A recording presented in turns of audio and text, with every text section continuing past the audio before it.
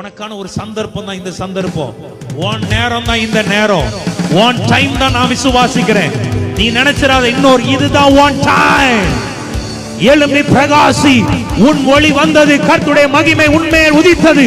இதோ இருள் பூமியையும் காரிருள் ஜனங்களை மூடும், ஆனால் உன்மேல் கர்த்தர் உதிப்பார்.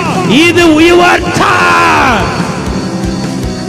இன்னும் கொஞ்ச நேரத்துல, கொஞ்ச நாள்ல இயேசு மரணத்துக்கு போக போகிறார். அந்த வெளிப்பாடு அவளுக்கு இருந்துச்சு.